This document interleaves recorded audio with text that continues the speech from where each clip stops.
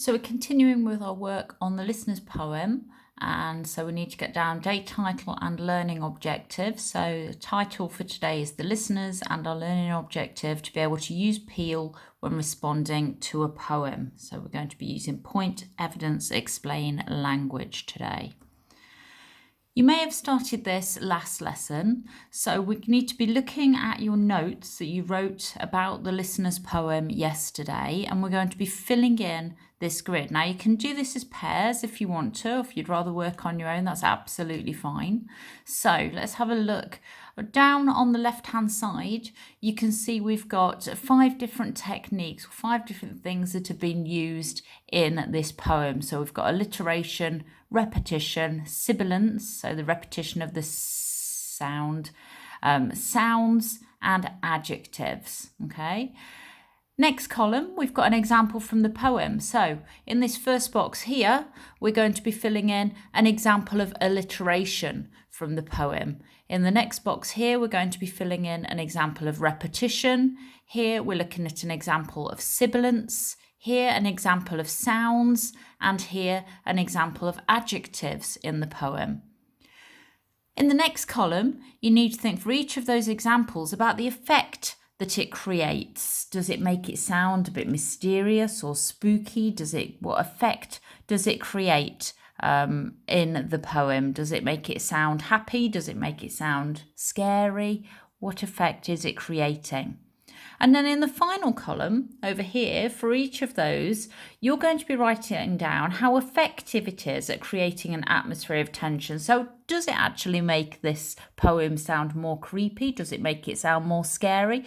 Does it not really add anything to the poem, in your opinion? And you're completely entitled to your opinion here. So we're going to spend about 20 to 25 minutes filling in this grid. And then this is going to be the basis for your paragraphs that you're writing. Because if we think about it, this first column here is our points. So you might say the poet uses alliteration in the poem. Then this is going to be our evidence.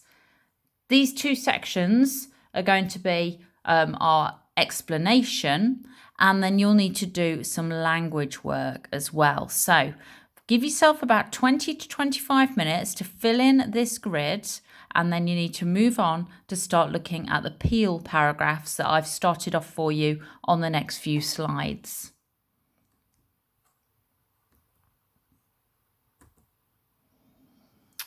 Okay, so once you've filled that grid in, then you need to start working your way through these Peel paragraphs. So let's have a look at the first one that I've started off for you. The point then. The poet sets most of the poem against a silent background. However, the silence is broken when a bird flew up out of the turret. So then for your explanation, what effect would this have? Does it create a mysterious and tense atmosphere? And then pick out a particular word or phrase and explain why the poet chose this word. So the word or phrase you're picking out needs to be from your evidence here. So you might go for the word turret. So turret is a noun. So you'd start off the noun turret makes me think that, or the noun turret shows the audience that. And you need to think about exactly what that is showing the audience. Think about the notes that you wrote down last lesson about turret, what it suggests to us. Okay, so you need to give yourself about 8 to 10 minutes, copy out the bits in black, the bits in white, that's where you've got to do some thinking.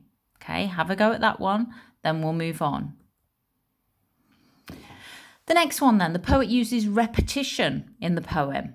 We can see this when the traveller asks the question, is there anybody there, in the first line of the poem, then repeats the question in line 8. And so for our explanation, what effect would this have? Does it create a mysterious and tense atmosphere? And then for our language analysis, pick out a particular word or phrase. Again, we're looking at the example, is there anybody there? And explain why the poet chose this word. Again, 8 to 10 minutes. Next one then. The poet uses alliteration in the poem. We can see this in the line. So here I've not given you your example. You need to pick out the example of alliteration. Remember, alliteration is where we have the repetition of a letter sound at the beginning of words. So there's a really obvious example, 3 words together that all start with the same letter. That should be your example of alliteration. And then for your explanation, what effect would this have? Does it create a mysterious and tense atmosphere? And then pick out a particular word or phrase and explain why the poet chose this word. Okay, 8 to 10 minutes to do this one.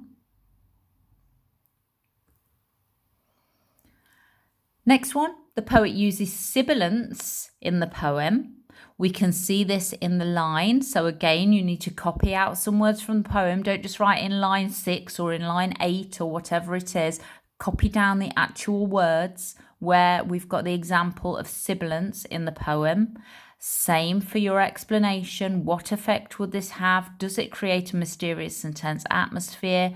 Language analysis, pick out a particular word or phrase and explain why the poet chose this word. 8 to 10 minutes. And then finally, the poet uses adjectives in the poem. We can see this when he writes. Now, there are lots of examples of adjectives in this poem of describing words. Make sure you pick out ones that actually you can explain, that you can write about. Don't just pick out a random adjective that you've not really got anything to say about. Pick out a good example that tells us gives us lots of information about the poem. So what effect would it have? Does it create a mysterious and tense atmosphere? That's your explanation. And then language analysis, pick out a particular word or phrase and explain why the poet chose this word. Okay, well done.